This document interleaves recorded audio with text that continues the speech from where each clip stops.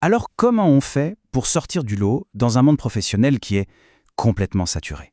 Eh bien, la réponse, elle n'est pas toujours dans un CV plus long. Elle est souvent dans une histoire qui est mieux racontée. Aujourd'hui, on explore justement comment transformer son parcours en sa plus grande force. C'est vraiment la grande question, non? Comment faire pour ne pas se noyer dans la masse? La clé, en fait, c'est de laisser tomber les listes de faits bruts pour raconter une histoire qui résonne, une histoire qui a une approche beaucoup plus humaine et authentique. Allez, on rentre dans le vif du sujet. Le storytelling personnel, attention, ce n'est pas juste une petite compétence à la mode. Non, non. C'est une véritable arme secrète. Un outil stratégique qui peut complètement changer la perception que les autres ont de nous. Mais concrètement, le storytelling, c'est quoi? En fait, c'est l'art d'utiliser son vécu, ses expériences, pour faire passer un message. Au lieu de simplement lister des compétences, on va chercher à créer une vraie connexion émotionnelle. Et c'est là que tout se joue. En fait, c'est simple. Un CV, ça liste des faits. Point. Une histoire, elle donne vie à tout ça. Ça devient le moteur de son propre marketing. Ça rend sa marque personnelle à la fois authentique et, du coup, inoubliable. Et ça nous amène à un point qui est absolument crucial. Le fameux « pourquoi ». Qu'on soit freelance, entrepreneur ou qu'on cherche un emploi, ce qui captive vraiment, c'est la mission, c'est l'énergie qu'il y a derrière les actions. L'histoire personnelle, elle, révèle cette motivation profonde. Et c'est comme ça qu'on crée de la confiance. Une bonne histoire, il faut voir ça comme si elle avait de vrais super-pouvoirs. Elle touche, elle inspire, elle humanise un message et surtout, elle nous rend uniques. C'est une force universelle qui vient de très très loin. On peut penser par exemple à la tradition orale en Afrique, où le récit a toujours été au cœur de la transmission.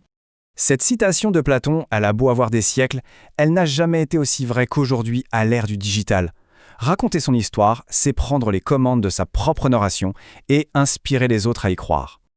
Ok, mais alors comment on fait pour construire une histoire qui soit vraiment efficace?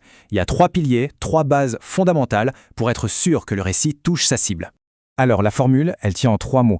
Authenticité, simplicité et émotion. On oublie l'idée de la perfection. Ça n'intéresse personne. Ce qui touche, c'est la vérité du parcours. Il faut raconter les choses simplement comme on le ferait à un ami, en n'hésitant pas à partager des doutes comme les victoires. C'est vraiment là que la connexion se crée.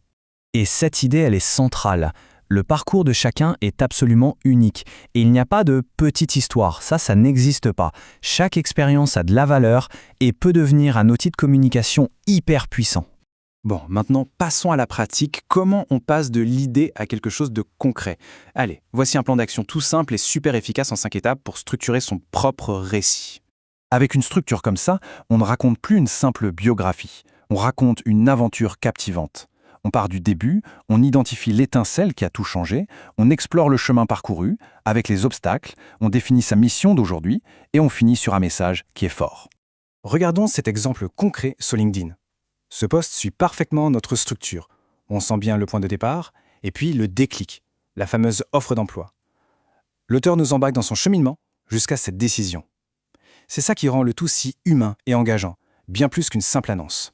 Une fois que l'histoire est construite, le plus important, bien sûr, c'est de la partager. C'est le moment de la mettre au service de ses ambitions. Voyons un peu concrètement où est-ce qu'elle peut faire toute la différence. Les applications sont vraiment multiples et surtout stratégiques. La section à propos sur LinkedIn, par exemple, c'est un excellent point de départ. Mais il faut aussi penser aux publications, aux pitchs ou même à l'introduction d'une présentation. Une petite anecdote personnelle bien placée, ça capte l'attention comme aucun autre outil. Et voilà le bénéfice immédiat. Sur une plateforme comme LinkedIn, où, soyons honnêtes, les profils finissent tous par se ressembler. L'histoire personnelle, c'est ce qui humanise. Ça transforme un profil un peu froid en une poignée de main chaleureuse, en une invitation à la conversation. Pour conclure, s'il n'y avait qu'une seule chose à retenir, ce serait vraiment le changement radical de perspective qu'offre le storytelling personnel. C'est une idée vraiment puissante.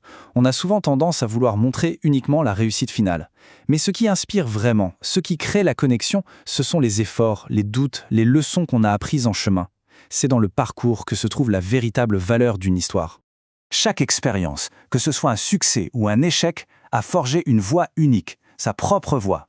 Et le storytelling, c'est l'outil pour la faire résonner. La vraie question, ce n'est donc plus de savoir si on a une histoire, mais plutôt comment est-ce qu'on va l'utiliser.